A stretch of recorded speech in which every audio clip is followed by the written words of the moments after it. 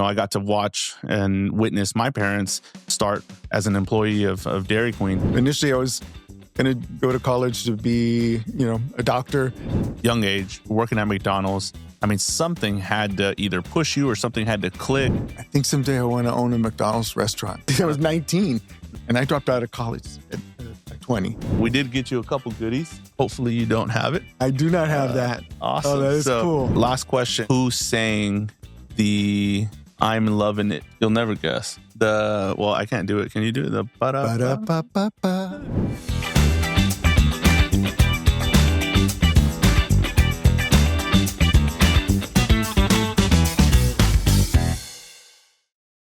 Welcome back to Life Currency, the podcast where we explore stories and strategies of successful entrepreneurs in the restaurant and franchise world. I'm your host, Bob Lozano, and today we have a very special guest joining us, someone who's been part of the South Texas restaurant scene for decades and has witnessed firsthand the evolution of one of the biggest names in the industry.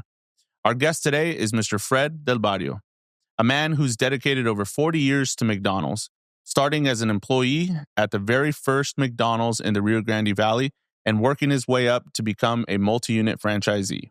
He's seen it all, from the early days of Grillin' Burgers to the rise of the iconic I'm Lovin' It campaign. Fred's not just a successful businessman, he's also a passionate collector of McDonald's memorabilia with a treasure trove of items that tell the story of the Golden Arches. We'll be diving into his incredible journey, his insights on building a successful franchise operation, and the lessons he's learned along the way. So grab a cup of coffee, settle in, and get ready for an inspiring conversation with a true legend in the multi-unit space. Let's welcome Fred Del Barrio to Life Currency. Thanks for being here, Fred. Thanks for having me, Bob.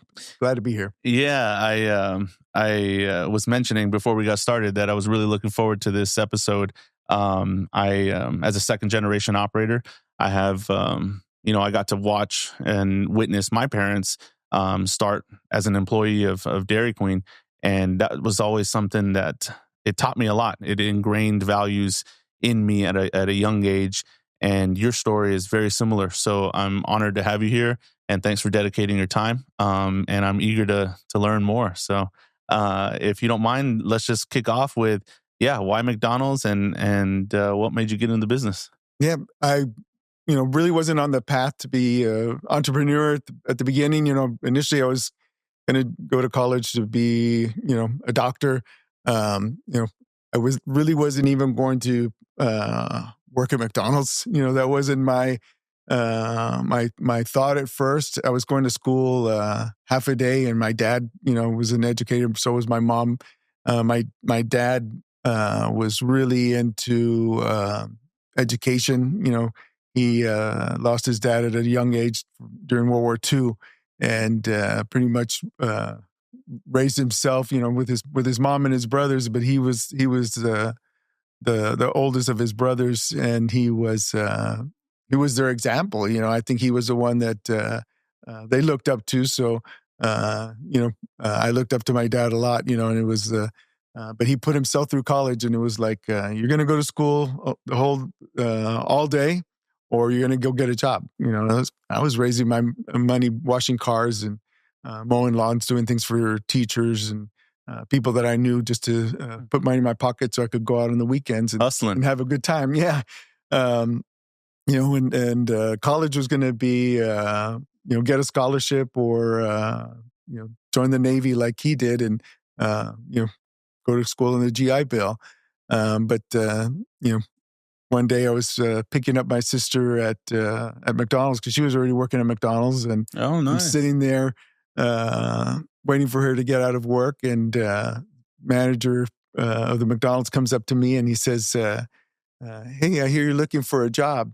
I said, "Yeah, haven't had too much success yet. I'm thinking I wanted to get something cool at the mall, or maybe H-E-B where my friends worked and things like that. Wasn't having a lot of luck. So he hands me an application. He says, "Well, why don't you apply here?" And okay, so I'm sitting there, and that was here in the Valley? Here in the Valley. Yeah. I didn't quite start at the first McDonald's in the Valley. I became the manager there eventually. I see. Okay. I started at the McDonald's over on Conway in Mission. And the manager there, his name was Severo, the guy that gave me my first job, Severo Garza.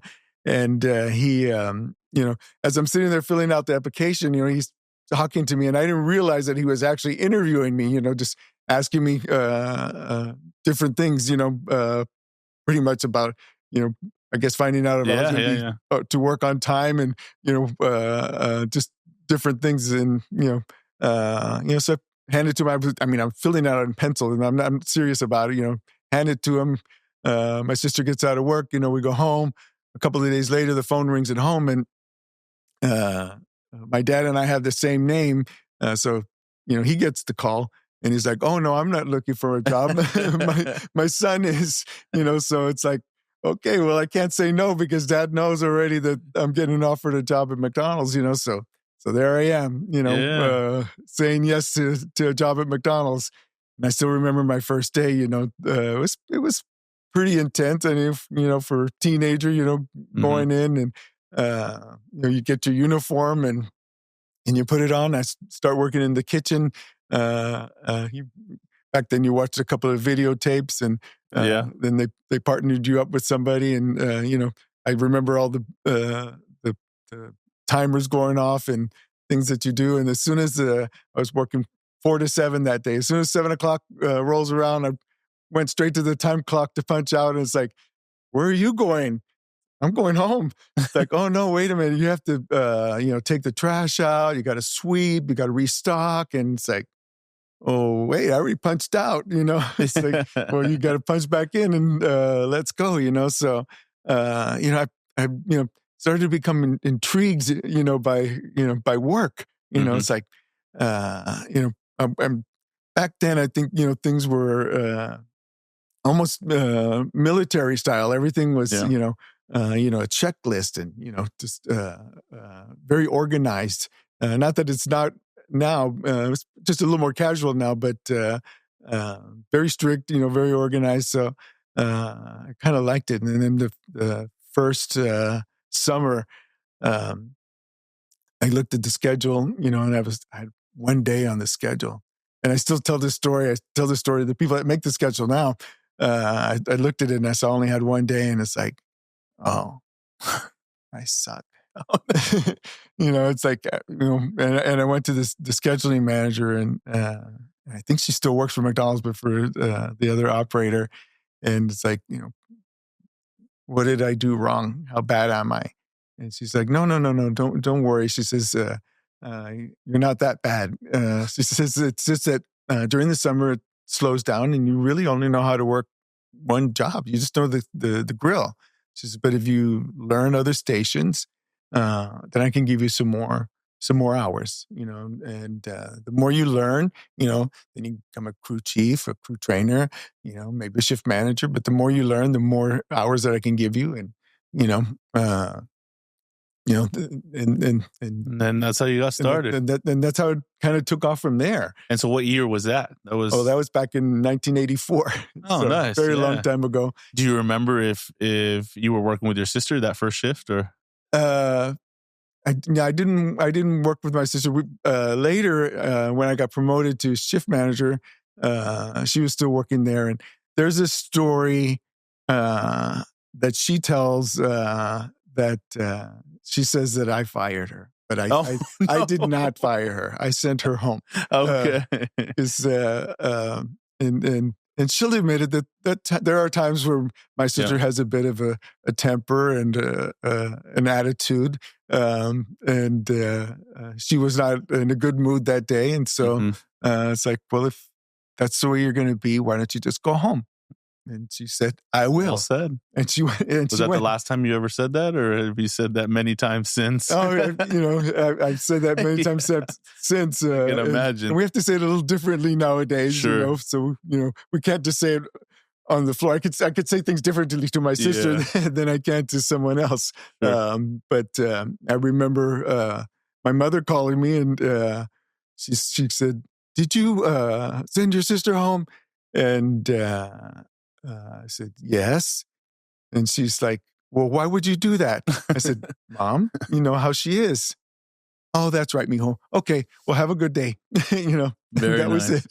it. So you started, and how long after working do you think you got, I mean, young age, working at McDonald's, I mean, something had to either push you or something had to click. I mean, do you remember Well, what that first kind of... yeah, so I think earlier in the story I mentioned about my friends working at HEB and stuff. So when I started going to college here at, Pan American, it was, back Mhm. then, UTRGV now.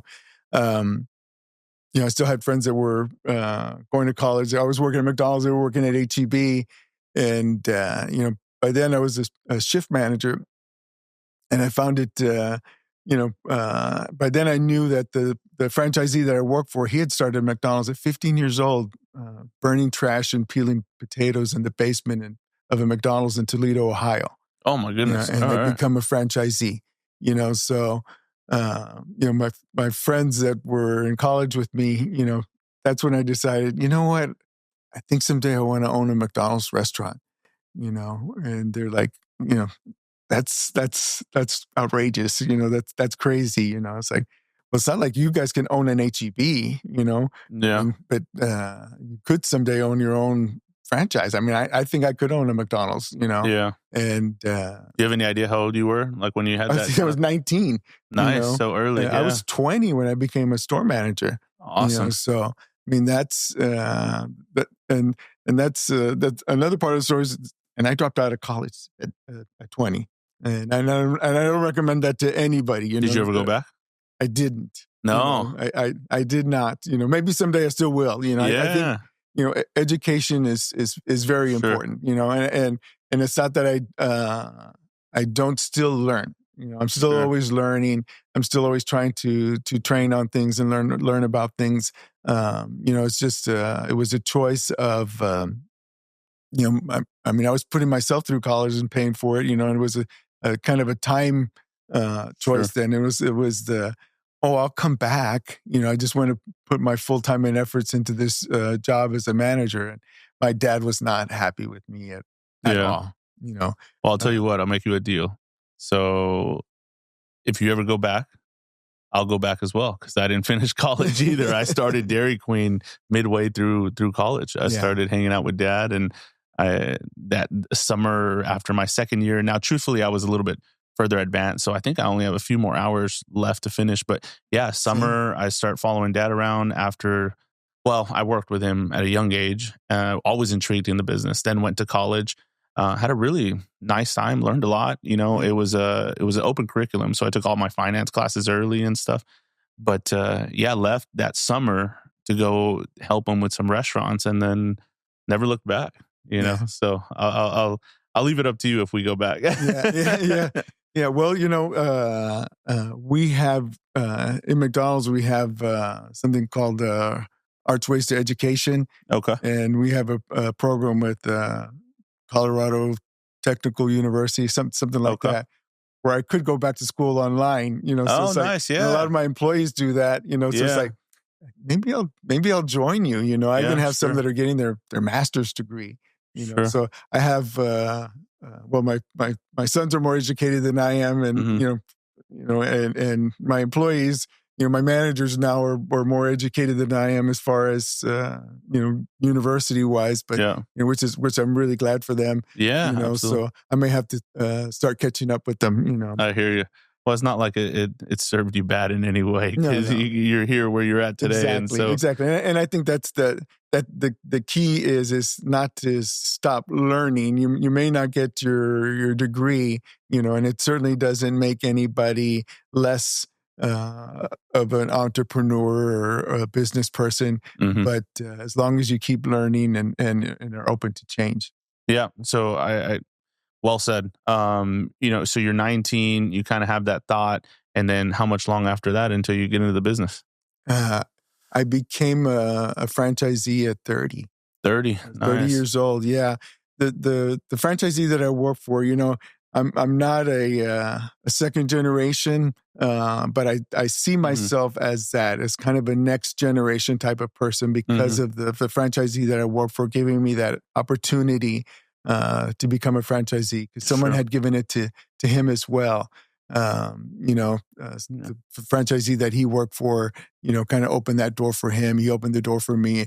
He realized that when I think I was about probably 25, 26 years old, it's kind of right before I got married, he realized it's like, oh, McDonald's is going to come around and either make him an offer that he can't refuse, and I'm going to lose him as an employee. Um, so I'm going to, make him my partner. And he made me his partner on Nice. a couple of restaurants. And that's when, I was hooked in. Nice. And then just a year after that happened, McDonald's did come and make me an offer I couldn't refuse. Oh, so it still happened. Yeah. And my very first restaurant was the McDonald's. Mine 100% was the one that I still have on Nolana and 281. Awesome, man. That was a very interesting thing. Part of being an entrepreneur is taking risks. Yeah. And this particular McDonald's was, what they call a green site. Right now you see that McDonald's and we're surrounded by hotels and, other businesses out there. And there's a lot more homes out there. And, back then it was us, the Stripes that out there used to be a TechSmart convenience store. Burger King was across the street with a Hop and Shop connected to it. PSJ North High School was down the road. And that was about it. And 30-year-old Fred ready to take on the world. Yeah, with the truck drivers trying to park overnight in my parking lot, and me knocking on their doors and telling them that they needed to move. And it's like, who are you? Yeah. Well, I'm the owner, and I need you to move. And they look at me and it's like, you're a young Mexican American guy. I don't think so. Maybe you're just a little manager here. And I tell them it doesn't matter if I'm the manager, the owner, or just the guy that sweeps the parking lot here. You need to move. Well said. I mean, unless you're buying something right now, you can stay if you're going to buy something. I said, but this is not meant for overnight parking. Yeah, good for you, man. And I love the story. I want to go back to that because there's some I think some valuable insight that we can learn from you on that. But full transparency on this side, Fred, obviously I've known of your family, known of your success story. It's been something that even motivates someone like myself to try to achieve more. But you mentioned a quote in something that we looked up one time about you. And if you don't mind, I'll read the quote.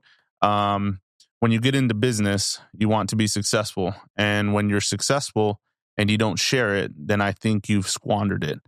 And I just thought that was so powerful. And that's really what gave me the confidence to reach out to you and say, hey, you want to come on the podcast and share your wisdom? Because that's exactly what this is about. It's about people and individuals that are experiencing successes and failures and sharing them with others that might be curious about making that leap that you made at 30 years old.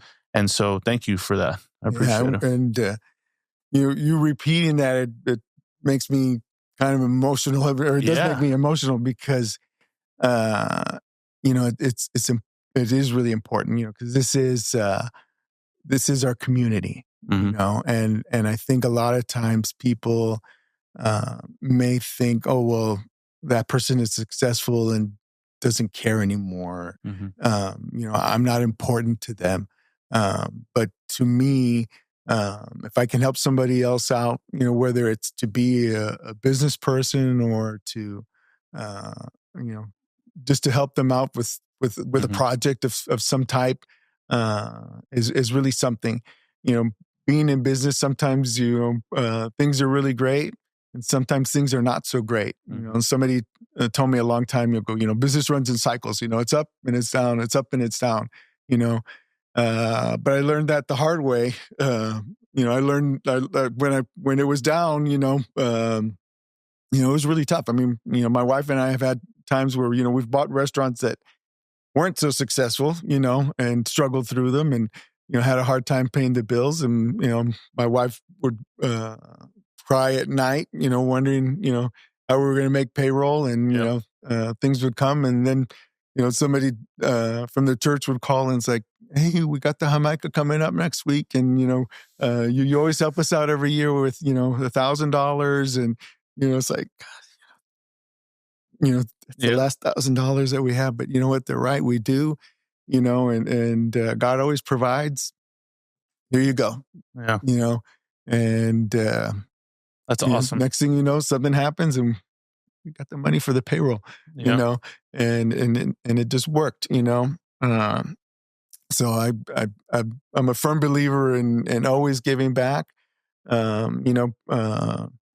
Fred Turner, who was Ray Kroc's first employee at McDonald's, his famous saying with us is, we're a people business. And if we ever forget that, we're going to lose everything, So, same thing with my people. My people that work for me. The most important thing, about our business. So sometimes I tell my managers, they'll see, this other restaurant group is, offering me a manager job for more money. It's like, if that's what you want to do, you want to take a look at that.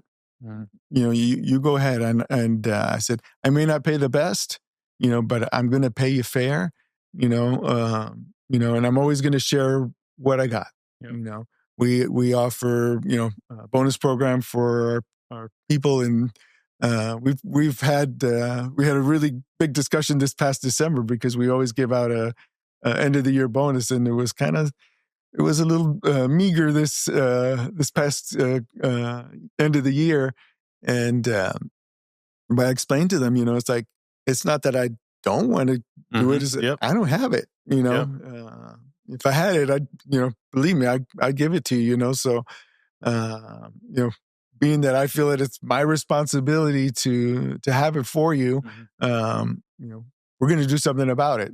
So I hired a consultant this year, and it's like, tell me how to get my message across because I see where the opportunity is, and I need some help.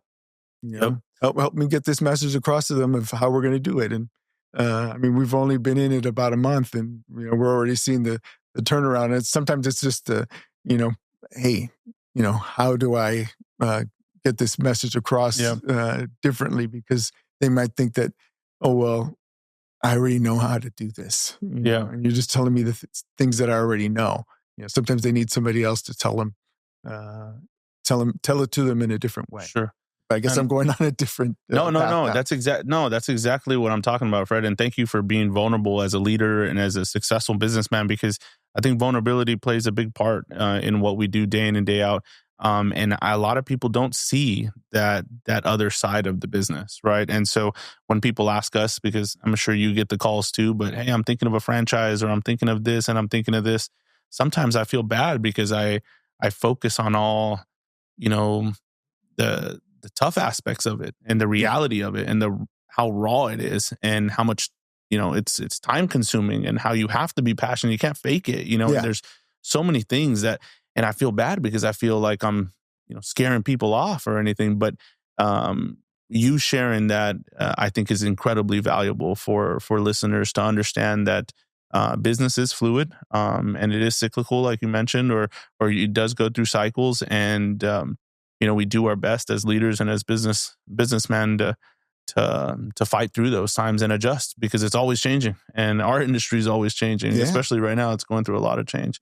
Thank you so much for sharing that. And you said you get emotional. It's business is emotional, and especially when you're impacting as many lives as you impact, right? It does strike a lot of emotion. And when I read that, it still, again, it gives me chills because, I think that's really behind, and we say burgers, baskets, and blizzards, but we do have a higher calling, we do have a higher purpose, and a lot of it has to do with, offering life currency in this case, but in your cases, impacting, those that work for you and those that work with you and your family, and to continue that ship and move it forward. And so thanks for sharing that. But let's go back to, let's say, 28-year-old Fred, or, close to 30. I mean, what do you think changed? And maybe there wasn't something that was extremely obvious, but your mindset from shifting from somebody that worked at the business and then taking ownership of the business, and maybe that switched prior to you physically having ownership of the business, but what caused you to take pride in the business, and what do you think, how was that instilled in you? I think it was, those nights, as a shift manager, it was, and I take it back to my dad again. My dad's always been, a person of integrity, and I had this, thing with people coming in late to work.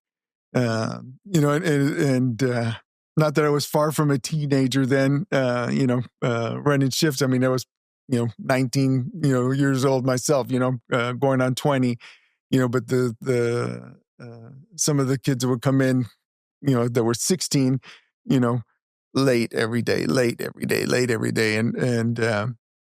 the manager of the store, I'd write him up. He'd put it in the trash. It's kind of like, how do you do this every day? They need to learn to be on time. Either that, or we change the schedule so that they don't have to. If they can't be here at 4:00, they come in at 5:00. And it's just kind of, it would fall on deaf ears. So it would kind of be when he would go home. It was kind of like, all right, guys, this is Fred's store now.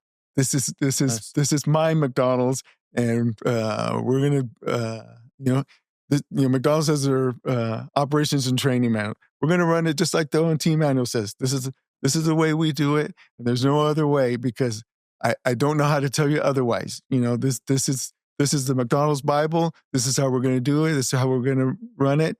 But we're gonna have fun. We're gonna be fast. We're gonna take care of the customer. It's gonna be clean. But we're also gonna have fun. So some people didn't like that. Of course, yeah. There's always natural reactions to that.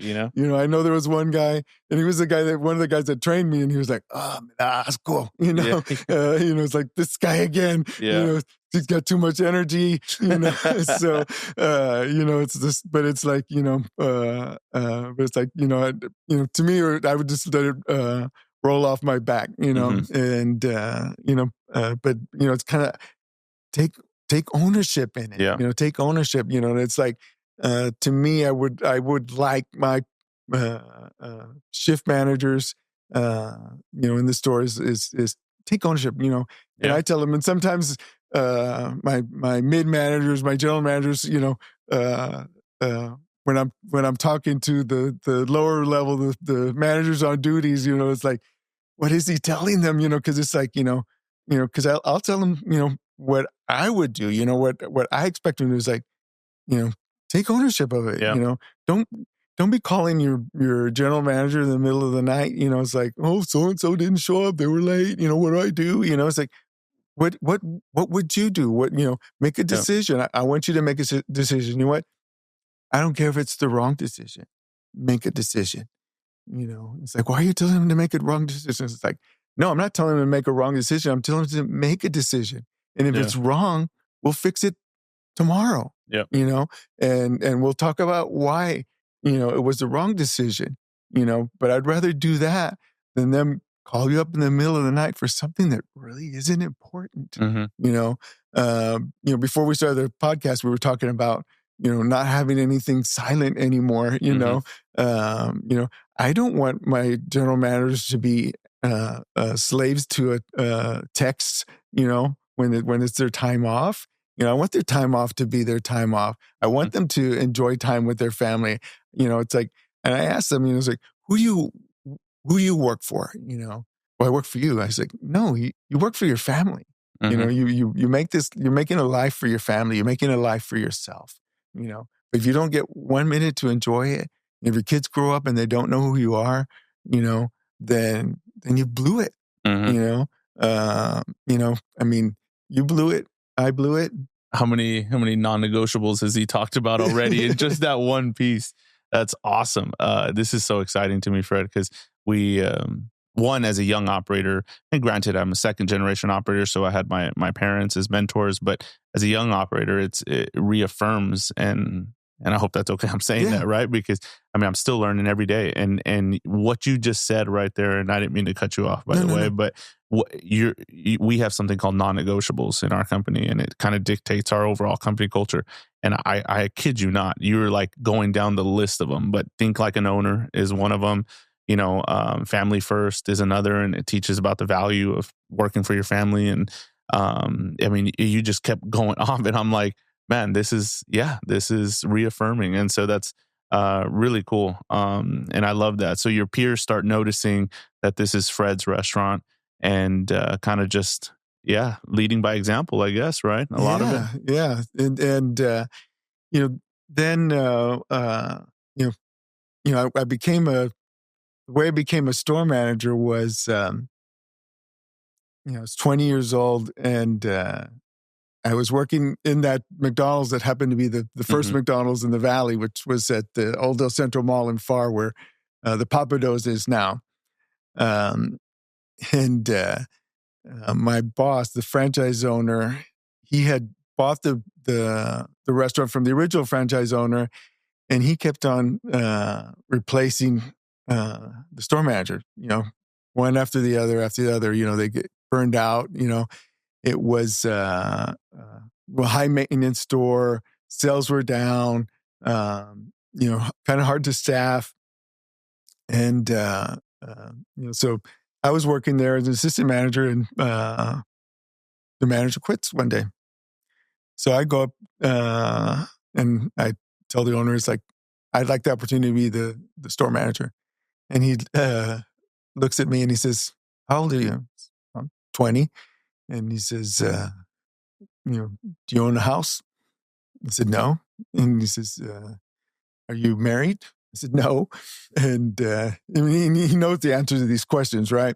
And he says, do you own your own car? And I said, yeah, you make fun of it all the time, but it's paid for, And he says, no. And it's like, why? You don't have any needs. Yeah, he says, you have nothing to tie you down. Yeah. And it's like, well, what does it really matter? I said, you haven't tied anybody else down. It's a revolving door here. Nobody wants to be the store manager, and I do. And he says, well, I'll tell you what I'm going to do. He says, I'm going to bring somebody else in from another restaurant, and you're going to train them how to be a better store manager. Since you seem to know everything, know. And if you're successful at it, then you'll become the store manager, and you'll either train them or you'll fire them for me. If you don't think they can do the job, but either way, you'll be the store manager after that. So they brought in somebody that I actually respected, and it's like, oh boy, So I sat them down and I told them this is what's going to happen, and they didn't like it. They didn't like this young guy.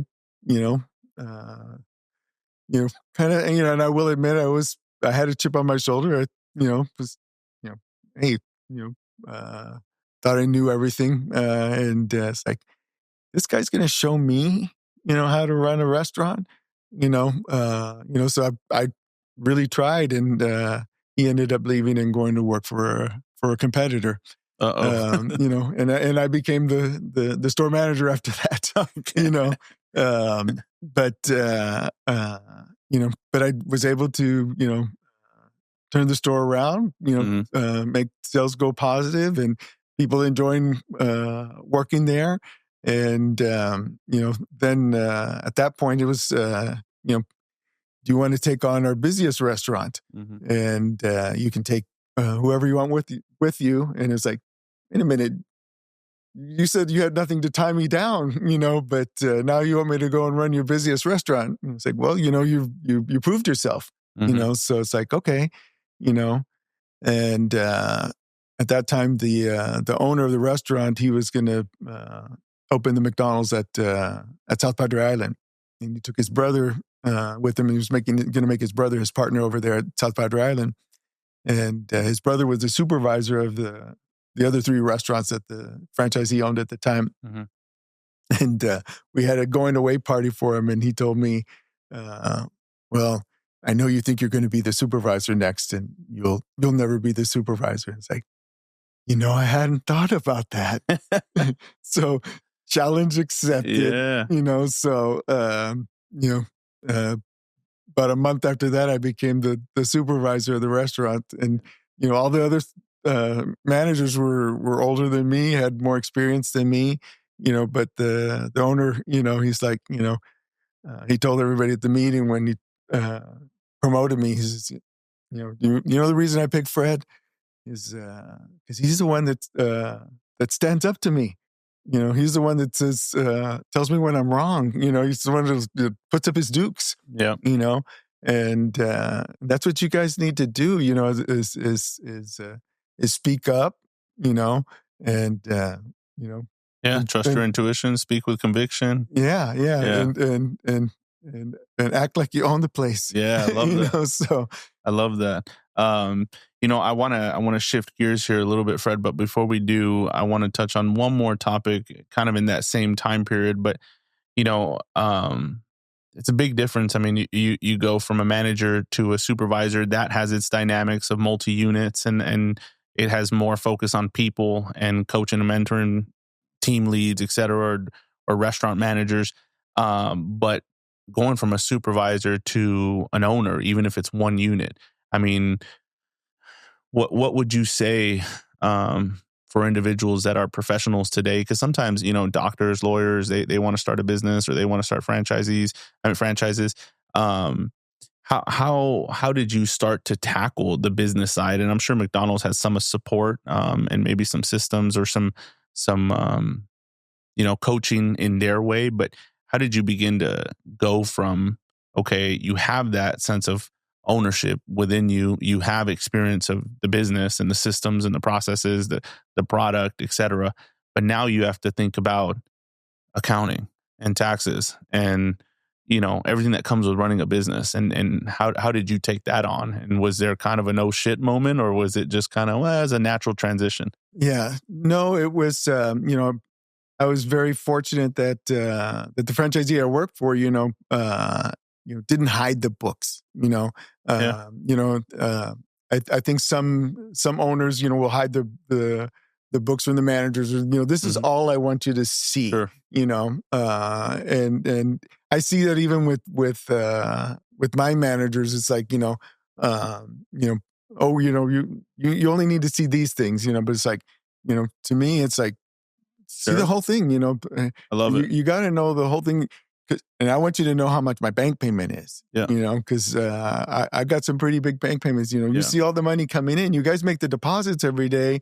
You write that deposit ticket, and it looks like a big number, but you got to know the number's going out, So, as an owner, or becoming an owner, you got to know every number, And I've had some experience, showing other people, what to think about and becoming an owner, including doctors, because my children or my sons, they're adults now, but they went to oratory schools here in Far. So nice. I went there. Oh, okay. Yeah. I so a lot of their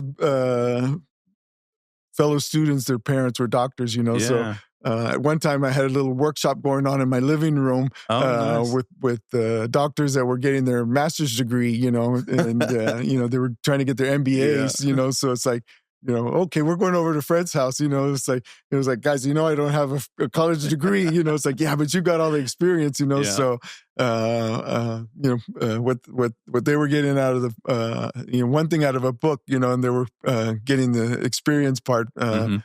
From my living room, but it was you got to know every penny, Yeah, and it's a blessing to have people like that that introduced you to transparency at a young age, and how that does open someone's eyes, and we do the same in our business. We want to have a comprehensive understanding of the whole business, so that at the end of the day we can make good business decisions, not just focused on top line sales, which a lot of people do. And people make that mistake. Oh, you're doing 50 million in revenue or 100 million in revenue. Well, how many pennies are at the bottom? And so, I like that a lot. Thanks for sharing that. Yeah. The franchisor, they're interested in that top line, and they're royalty interested in your transactions. How many you're bringing in. That's important to them. But the bottom line's important to you. Sure. And people starting out, before they come in, I tell them, before you even get started, make sure you got to take care of your credit. You always have to have, impeccable credit. And to people, it's like, well, sir, you're rich. It's like, it's not that I'm rich; it's that I have an excellent credit score.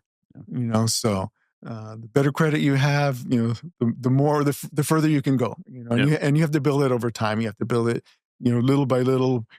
One business at a time. Sure. But you will get there. Yeah. Well said.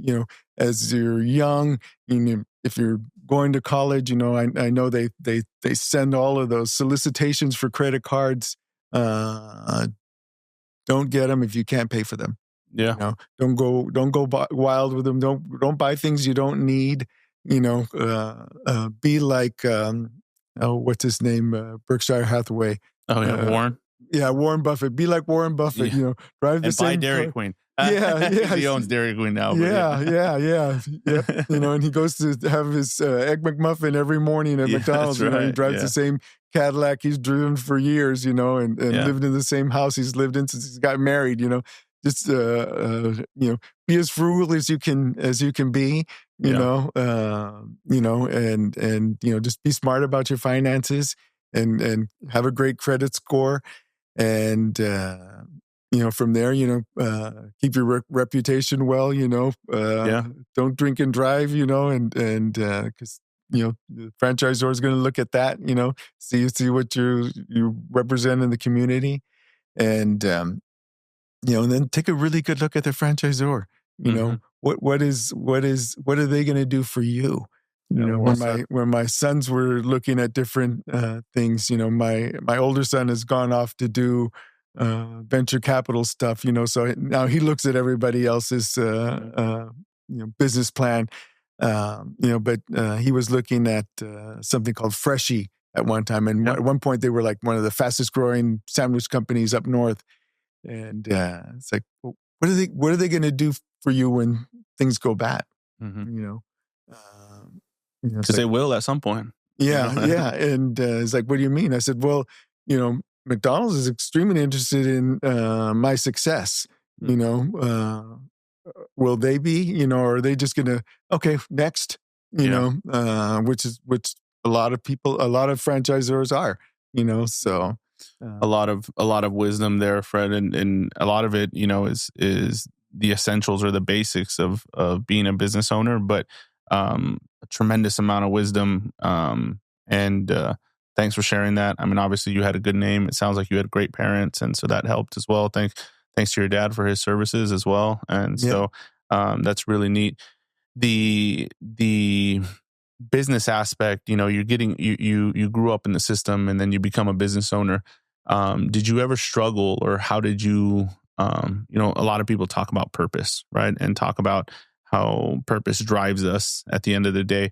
And you mentioned family, and maybe that's where we're circling back to, but how did you tie, or how did you find a tie with McDonald's and fulfilling your own personal purpose and drive? That's a good question.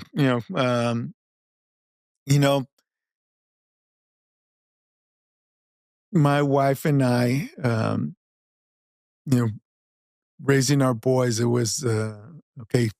You take care of the business, I'll take care of the family. Was her thing, and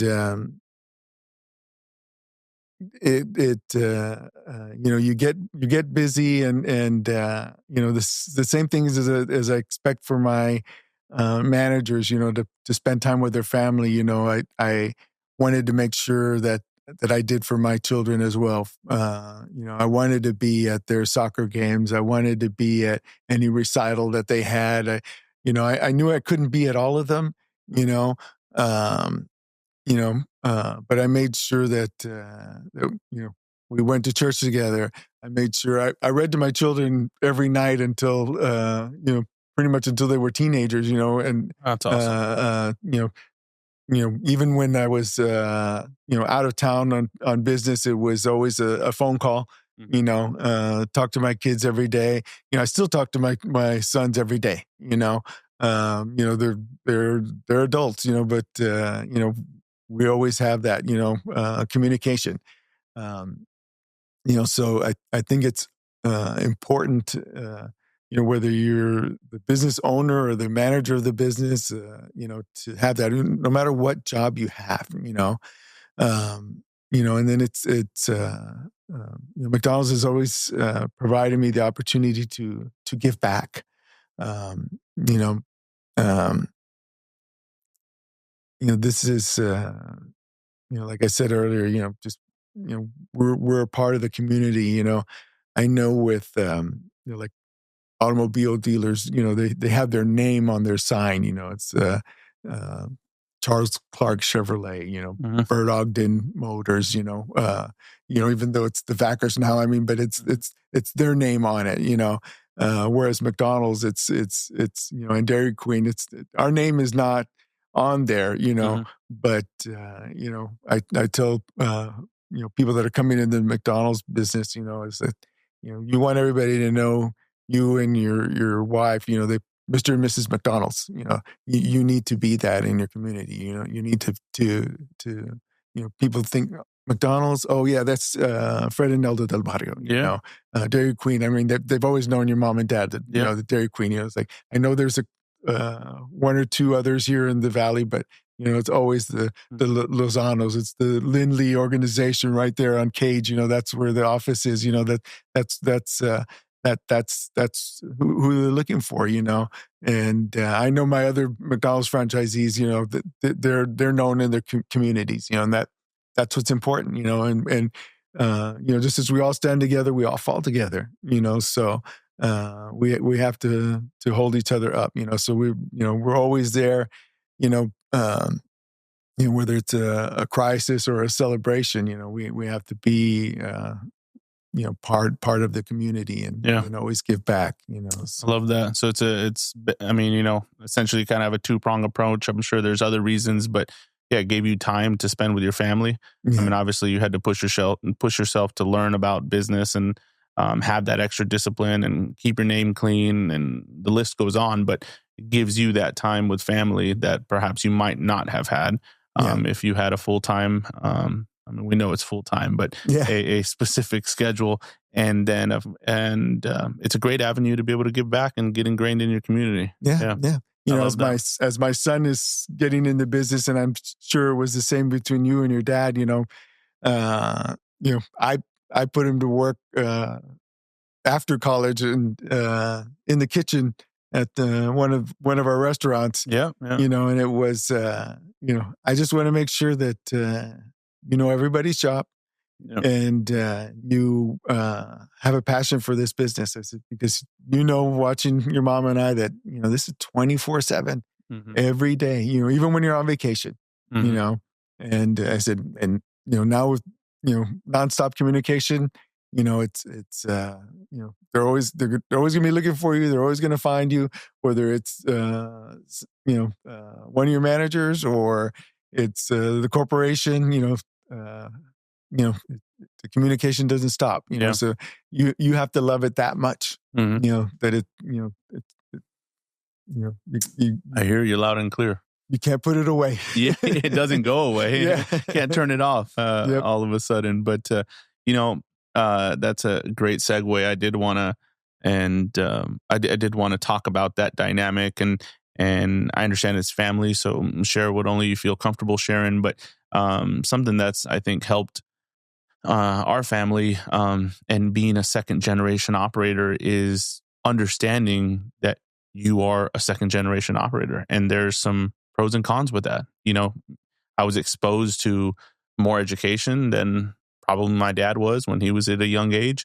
I didn't have to go through um, the rigor that he went through. You know, some people call it silver spoon per se, and um, there's a lot of challenges, but it helped us understand what things that could work in our favor, but then things that were potential risks. And so I think just understanding that gave us or has given us a better shot at transitioning and buying my parents' company or inheriting my parents' company and looking at it with a sense of optimism and keeping it realistic so that you can keep a positive trajectory. You know, there's so many second generation operators that don't perform very well because they don't have what I can't take what you felt all those years and instill it in me, right? I mean, I didn't have that experience.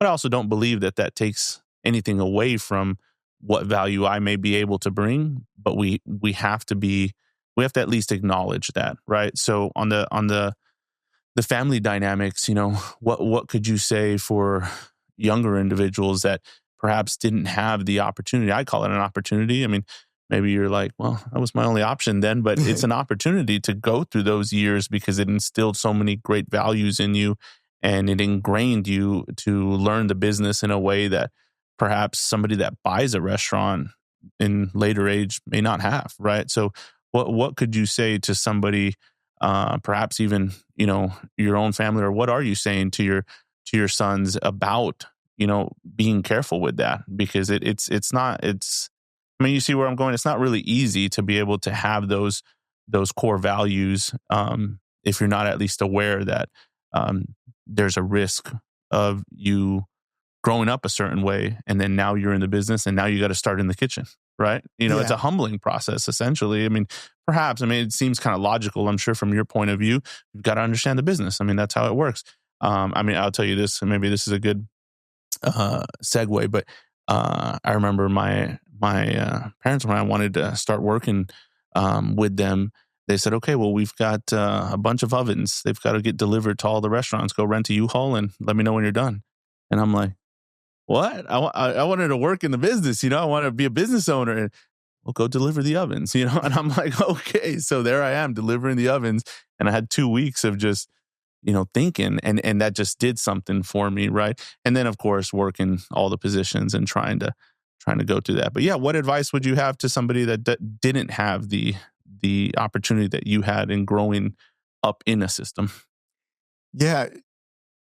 You know, it's something where you have to, you know, I think you do have to learn everybody's position. I think you have to spend some time, you know, maybe cleaning the toilets and Yeah. you know, picking up the parking lot and doing the dirty work. Yeah. You know, not just the friendly stuff like, you know, interacting with the customer, but doing the hard stuff. You know, bringing in the deliveries. You know, I think you do have to do that. You know, you have to know the hard part, and I think you know, really need to get to know your employees. Yeah. I think, you know, they have to know you. You can empathize with them. Um, I think they have to know that you're genuine. You know that you're not the silver spoon kid. You know that, you know, mom and dad just handed everything over to. Sure.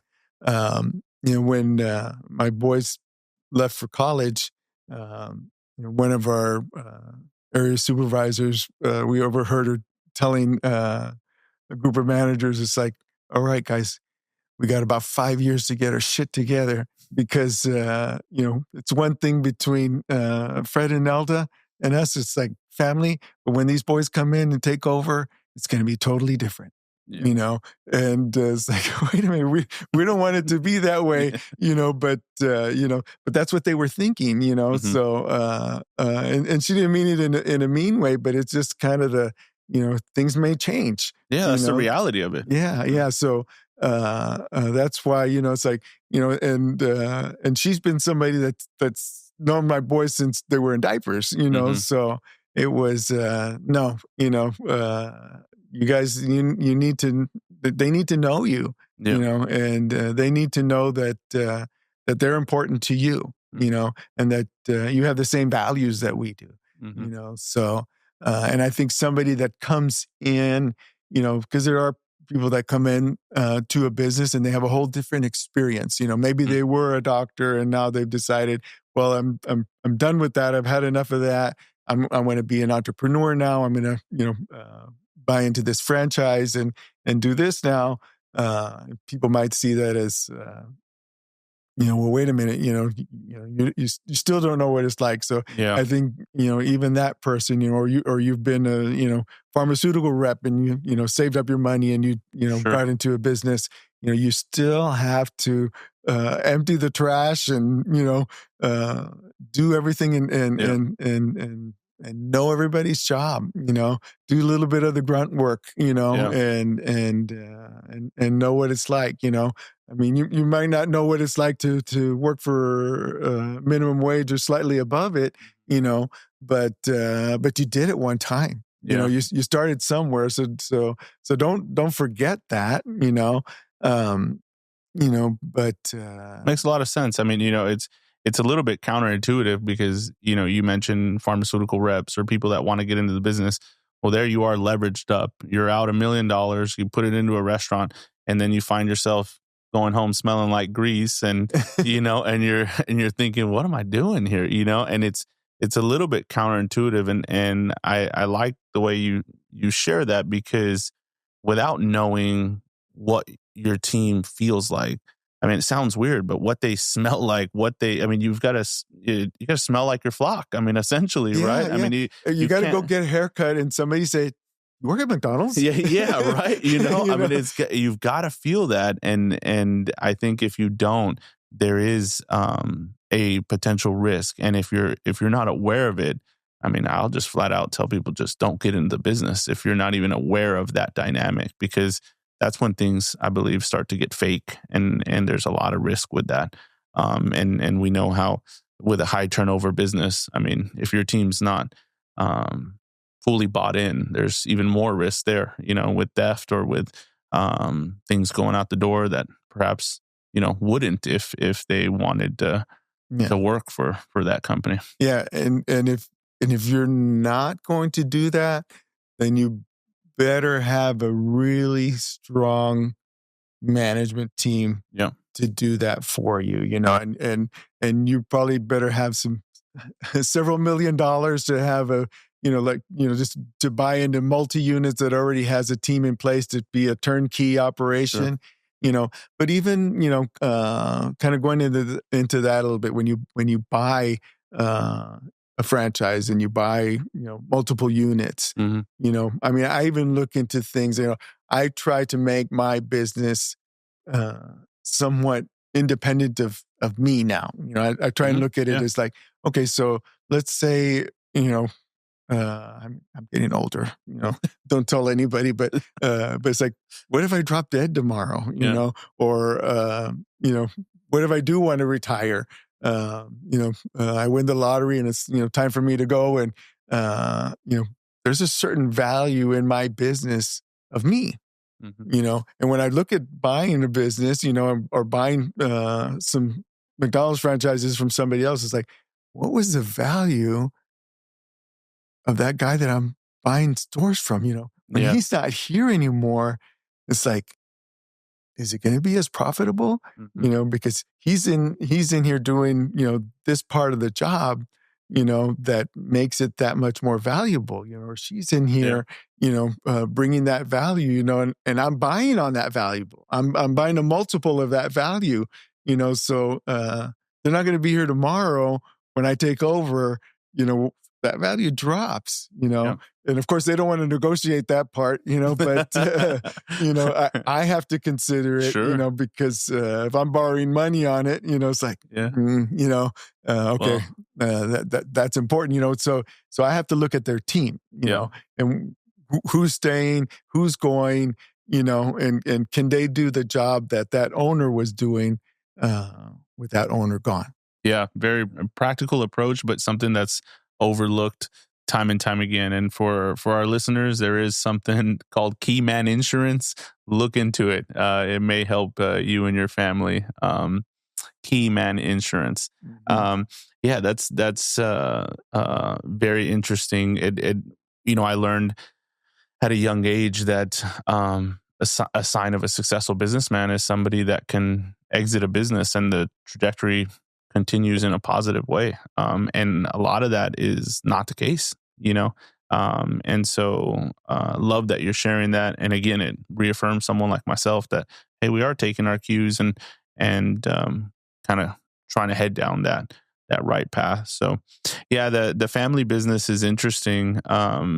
Do you mentioned a little bit about your wife and yourself and those dynamics. Um, the family business aspect of franchising. How do you think that that's helped you in your personal life? I mean, has franchising and the model of franchising helped you personally and particularly your family in any way besides prospering y'all financially? Well, McDonald's has a very strong franchise model. Uh, I don't know if you know John Wright. Used to be Yeah, the Burger King yeah, franchise sure, sure. here Yes, yeah. in the valley. Great guy. I still talk to him every once in a while. You know, I'd asked him years ago. It's like, why'd you pick Burger King? Hmm. And he says, well, it was, I had my choice. He said, I had my choice between McDonald's and Burger King back then. And he says, and I chose Burger King because I could own the real estate. And he said, so I had a tangible asset. And he says, and I know with McDonald's, they're the real estate company. You're the hamburger company as the franchisee.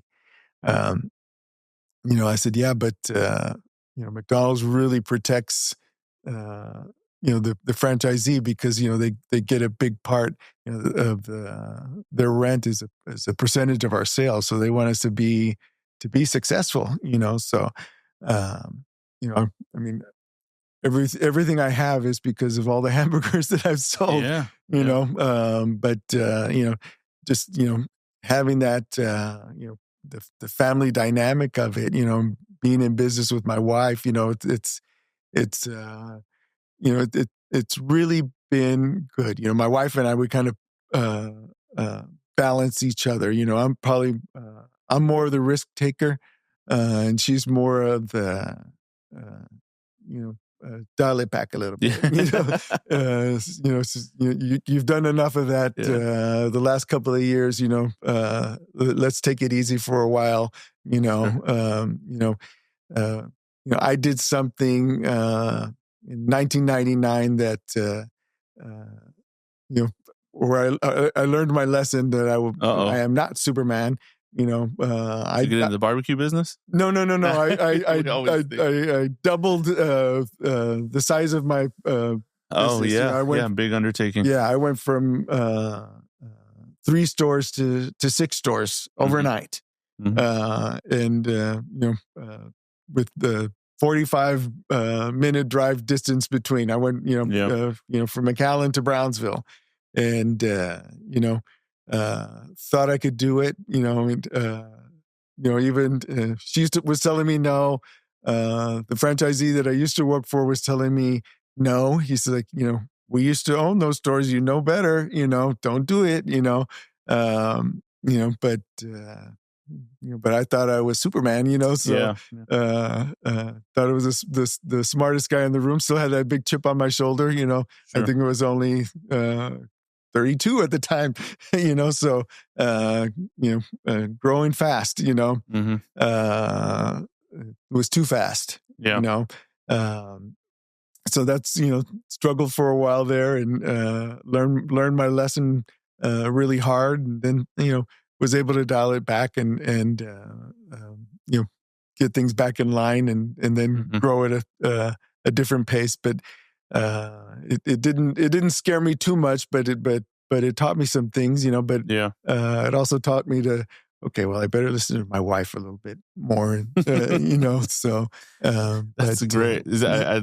I had I love listening to you, Fred, because a lot of it really, again, I saw it within my own parent dynamic. Yeah, my dad's the dreamer, is what they would call it, right? And my mom, she cracks a pretty mean whip, so she like keep us in line a little bit.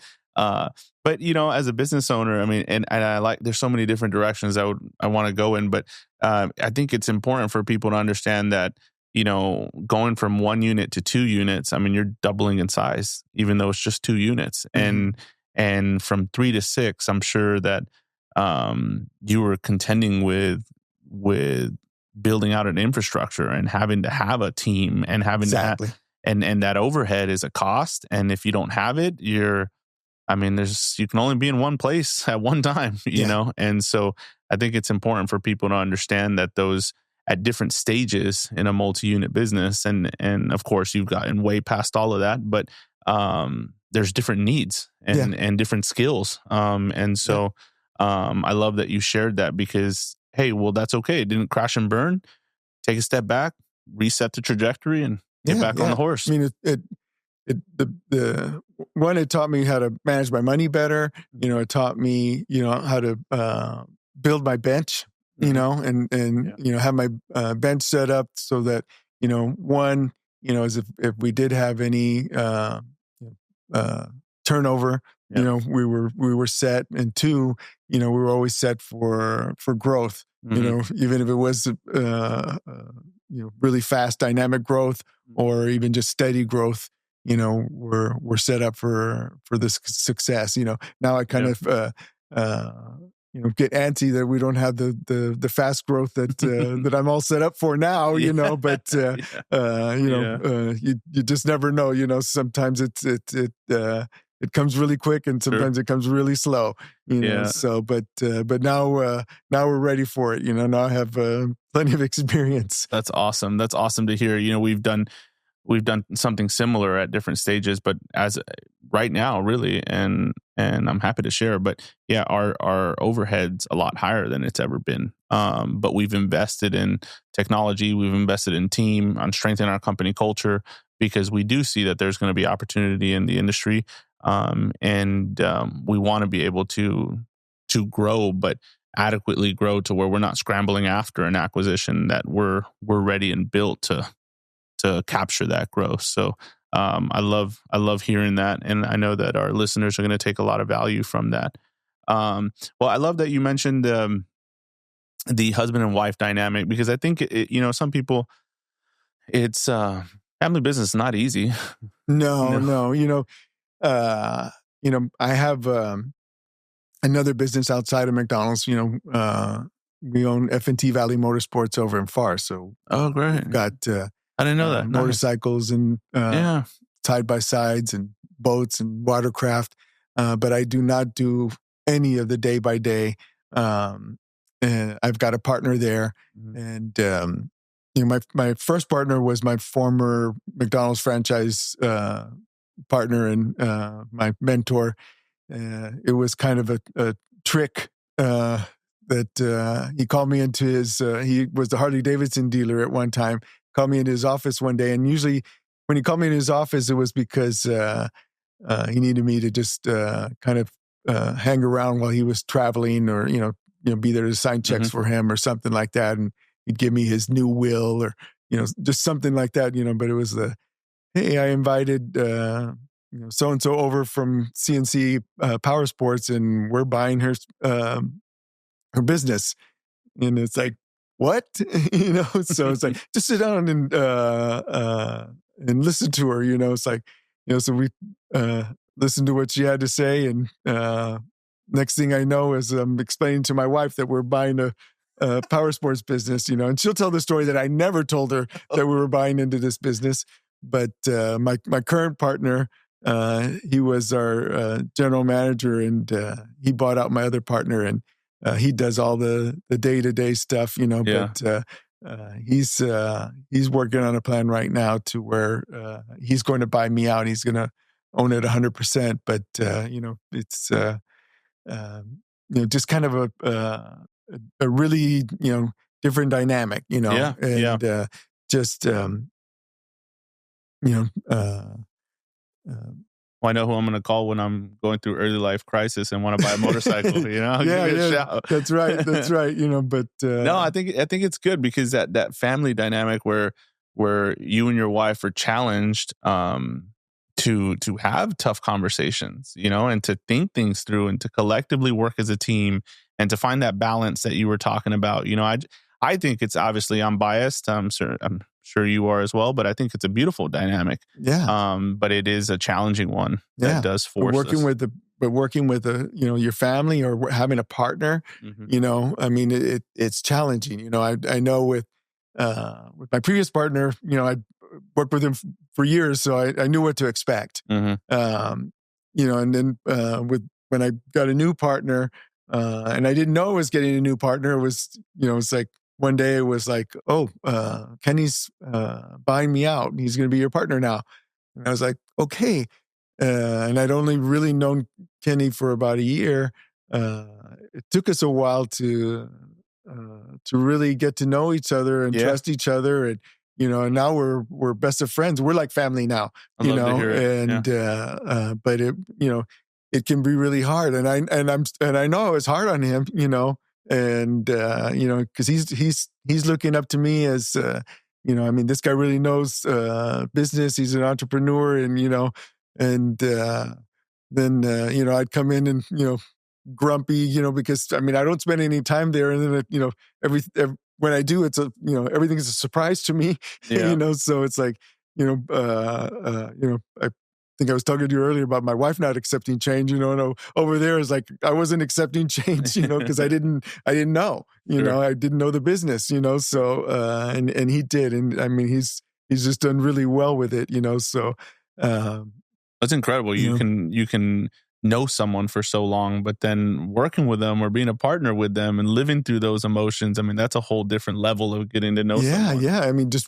really building that trust. Yeah, sure. I mean, even with your own family, it's like, uh, you know, would I do the same with my brother or my sisters?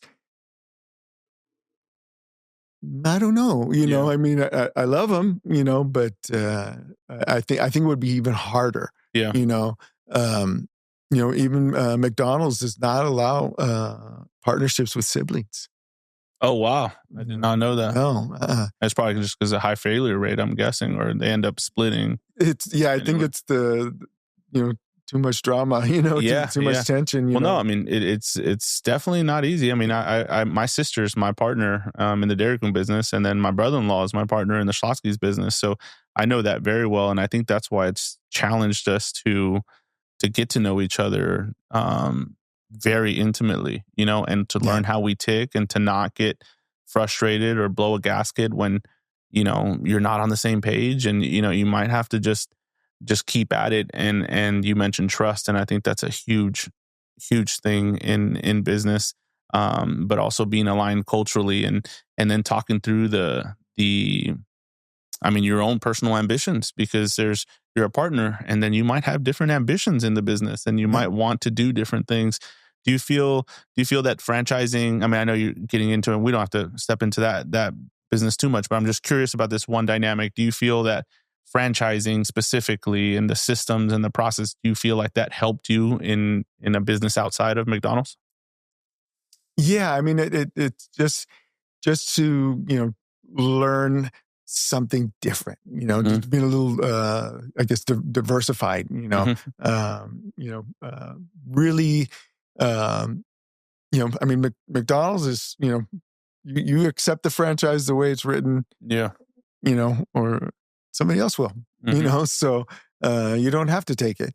And I guess it's, pretty much the same with these motorcycle manufacturers, it's, it is what it is, Mhm.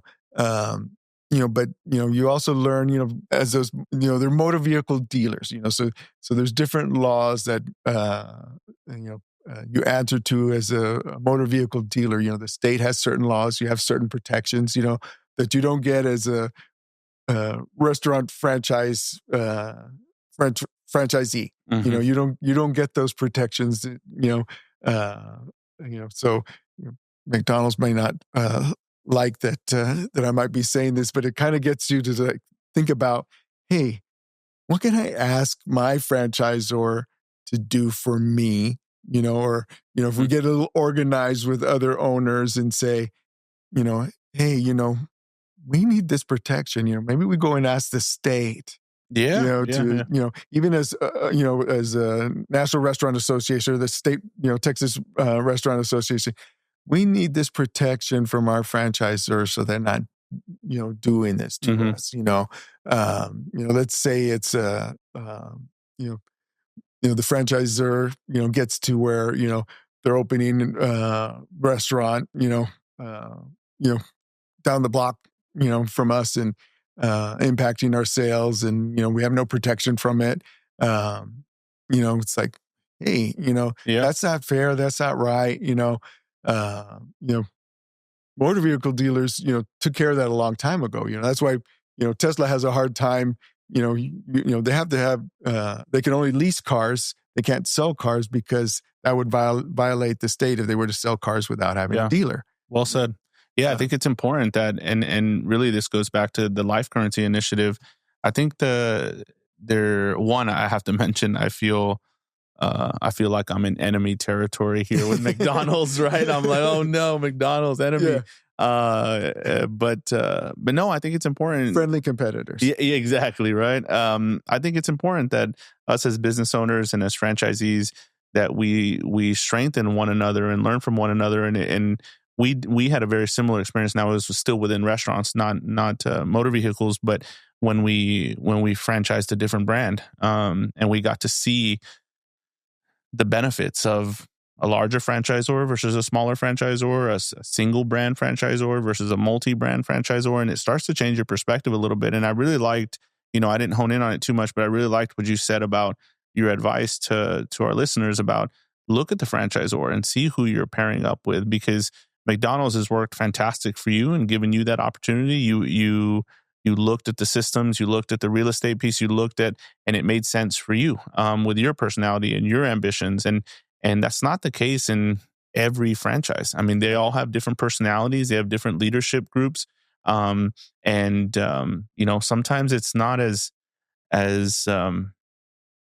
glamorous as some brands make it seem. And I think it's very important that we keep a level head when we're looking at acquisitions or when we're looking at restaurants, because there's, you mentioned the venture capitalist piece. There's a lot of brands that have immense success, but do you want to have success and an exit within 5 years, or do you want to do something lifelong and build something in your community? And so I think it's important that we ask ourselves all those questions as we look to choose a brand that's right for us. And so I love that you shared that. Well, I know that it's not going to be anywhere as near as cool as the stuff that you have in your office, because I was like, this is the best room I've ever been in. But we did get you a couple goodies. You may probably have them. But this is come on in. This is I guess they called them $1 Million Bill or Wild Bill, but a shirt. Hopefully you don't have it. I do not have that. Awesome. Oh, that is cool. Yeah, so this is yours. Thank you.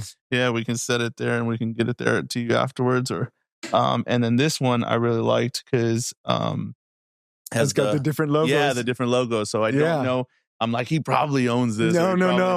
So I do not. These, obviously, you can tell they came from a thrift store. Well, it's a vintage store. It's really what it is. No, these are cool. These are cool. Thank you so much. Yeah, we wanted to celebrate a little bit of the McDonald's brand with you and get you some of this swag as well. So I love that. Well, hopefully you'll invite me back and I'll bring some of my memorabilia. That would be awesome. Maybe we could do a whole episode on some of that. Maybe you can go on the road and come to my office or something. He said it. That was our idea. We're like, man, we should ask him, to go to his office. And of course, we're learning about all of this podcast stuff. It's really an initiative that is to help multi-unit operators.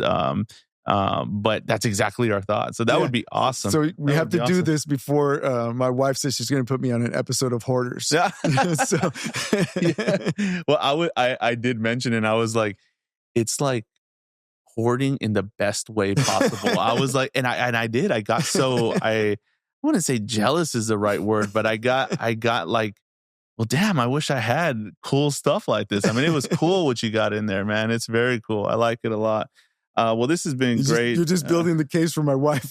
Yeah. Well, no, I love it. I mean, it shows your passion. Obviously, everything we've talked about today shows your passion about the business, and I think that's really important, and that listeners can take away from getting into a tough business like QSR. But no, man, I thought a lot of that stuff was really cool, and I can't wait to check it out. So we will take you up on that offer. Awesome. If we come back around. Yeah.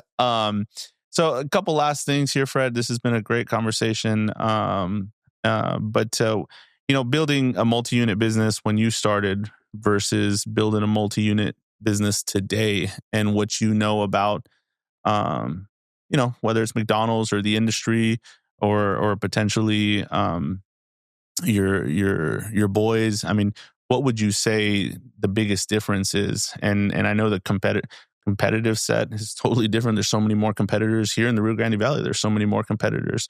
But yeah, what do you think the biggest difference is, and how do you feel that the values that you instilled in your business early on are the same values of today, or is it the same plus more, or what would you say about that? I will say I do believe it's a bit more difficult today. It's harder to borrow money. Yeah. But I think there's different ways. Different ways to be creative about things. There may be different approaches to it today than there were back then. There's so much more, ways of communication,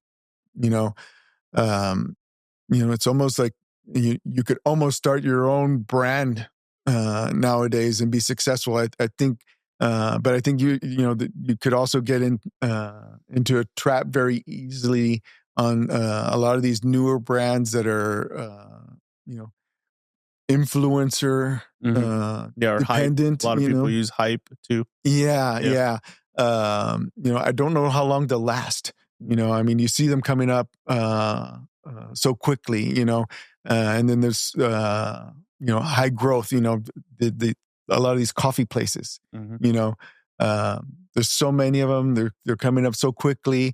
And I don't know what the what their cash flow sustainability is.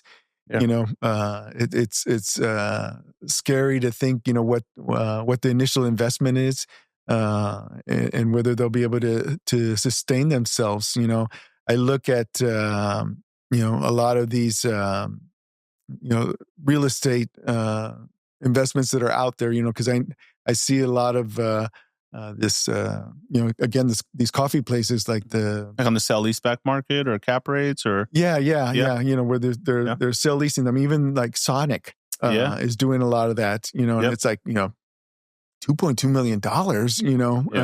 It's like they probably bought that lot for $100,000. How much does it really cost to put up a Sonic? They can't have that sophisticated equipment. I guess now they have all these video screens at their order points. But it's like, man, I mean, some of them is like, $3.5 million, $5 million, for a Sonic, sale leaseback deal, with the 6% cap rate. It's like, why would I want to do that? Why would, those are questions that need to be asked. And I know that there's different perspectives, but I love that you're hitting on a lot of things that we talk about on a day-to-day basis, because we are, we're a younger ownership group, but we are looking at growing, and we are trying to grow. But a lot of the times we're looking at, I think we've looked at 10, 12 brands, and they're all basically no, no, no, no. And I'm sure it works for some people. But we really, with what our parents ingrained in us, we really are looking for something that has longevity. And we don't, it might be fun and rainbows and sunshines today, but what happens in 5 years, when that trend does change, Yeah. and I'm sure there's going to be a lot of them that experience incredible success, and something that perhaps people like yourselves and myself don't readily see quite yet because they're at the forefront of a lot. But you have to know that the market saturation is just too heavy, and there's only so many dollars that go into the market, and yeah, there's gonna be brands that fail, and I think that you cautioning people on the sustainability of cash flow is super important. I think that there's also when you look at big box QSR and brands like McDonald's and your business particularly, it's actually kind of a handful that do the volumes that y'all do. I mean, it's incredible. And if not, you're going to put yourself in a small strip center, and you're going to hope to do 1.1 and cash flow out of that 1,200 square foot space.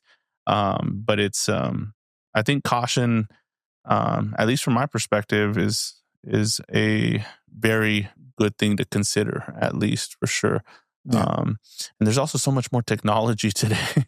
Yeah. It used to be, okay, I just worry about keeping, my occupancy costs at, 10% or less. Yeah. But now it's like, I would keep my technology costs at, 10% or less, or 3% or less, Well said. something, so, Well and said.